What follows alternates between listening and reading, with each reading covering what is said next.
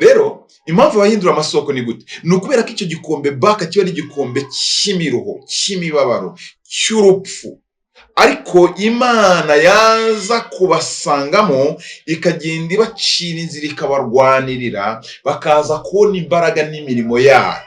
So mu gihe cya Yoshuwa rero, kuko bari barateguriwe kuzajya gutura i Kanani ari abantu bacishijwe mu butayu, kuko ubutayu ni ishusho yo kugira ngo Imana ibatoze kubahiramo Uwiteka batiringiye imbaraga zabo, batiringiye ubwenge bwabo. Rero buri umwe wese muri ubu buzima Imana ifiteho umugambi agira ubutayu bwanyuramo. Ubwo butayu wenda ushobora kugira mu butayu bw'urushako, bw'urubyaro, bw'uburwayi, bw'ubushomeri, bw'igisuzuguriro, bw'ibintu bitandukanye bw'ubu buzima. Ariko ibyo bintu ntabwo byaje ku buzima bwawe kubw'intego yo kukurimbura cyangwa kugira ngo utsindwe burundu, ahubwo ni test and trial urimo kunyuramo, ni ibipimo n'ibigeragezo urimo kunyuramo birimo kugaburira umuntu w'imbere kugira ngo ubashe gukura.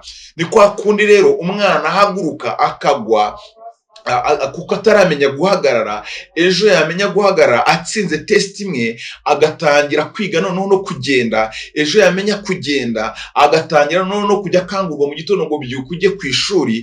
Ibyo byose atari ibintu bimuzanira ingaruka mbi nubwo bibabaza uyu mubiri, ariko ari ibice bimwe bigize mu gukura k'umuntu kugira ngo agire igihagararo gishyitse, azabashe kuba ari umuntu mukuru. Imana ishimwe cyane. So no mu mwuka rero cyangwa mu mugambi w'Imana ntijye yemera gukoresha umuntu itabashije gukuza.